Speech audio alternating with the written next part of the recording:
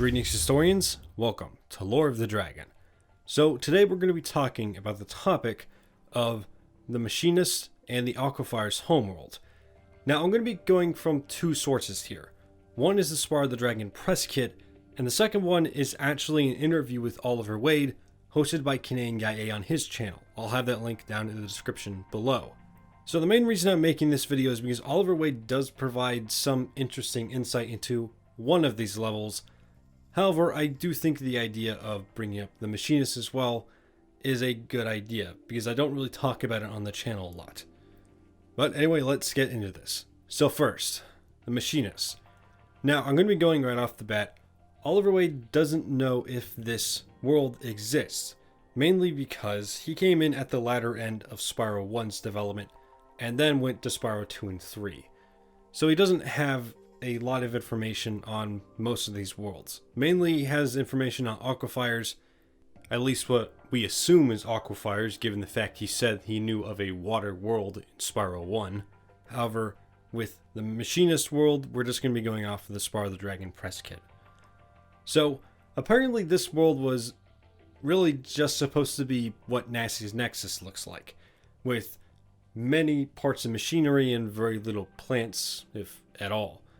And the dragons were also supposed to reflect that. They were supposed to be short, silvery, and apparently would have various mechanical equipment to just help them with various tasks, i.e. jetpacks, mechanical arms, etc. Now, where it gets interesting is the Aquifiers homeworld. Now, this apparently, according to Oliver Wade, was turned into what we know as Aquifiers Towers, and was supposed to have Amish dolphin riders and apparently a dragon boss at the end of the level, around where the Ray minigame is in Spyro 2. Now this is not covered at all in the Spyro the Dragon press kit. In fact, something very different is described. In the Spyro the Dragon press kit, apparently Aquifiers is predominantly, as you would guess, dominated by water, and its inhabitants would guard these waterways and protect those traveling the waterways from beasts that lurk within the deep. Their home, an island in this world, would be covered in crystals, archways and domes constructed of these crystals. Trees would dot the island, crystals hanging from them like fruit. And as for the appearance of the Aquifiers, they would be slender, ocean green, and well, would have, of course, many frills, gills, you name it, to help them, well, travel in the water. Now, the Amish Dolphin Rider idea, I'm not entirely sure where that came from. That sounds a lot like it would be in Spyro 2. Now, as for a dragon boss, I think it would work a bit better in Spyro 2 instead of Spyro 1. However, I do think it would be kind of cool to see it in Spyro 1, mainly for story purposes.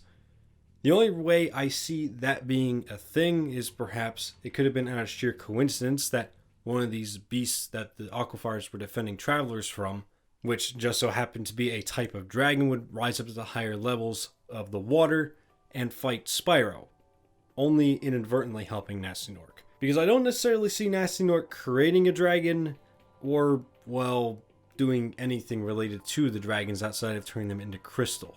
However, I guess it could have been him getting desperate and he created a dragon to try and stop Spyro, since he might have tried to experiment with the idea of a dragon being the only thing to stop a dragon. But those are just my thoughts. Now again, I think it would work a bit better in Spyro 2 story-wise. Perhaps it could have fed into Hunter's fear of Spyro before he met him in Spyro 2.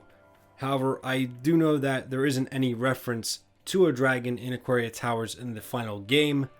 However, I guess it would make sense if dialogue was changed slightly, that they would know what a dragon was because of a myth or a legend. So, I'm not entirely sure. I guess you could fit it in there, but either way, it's not in Spyro 2, unfortunately. But anyway, that's going to be it for me. I know this is a very short lore video in comparison to the rest.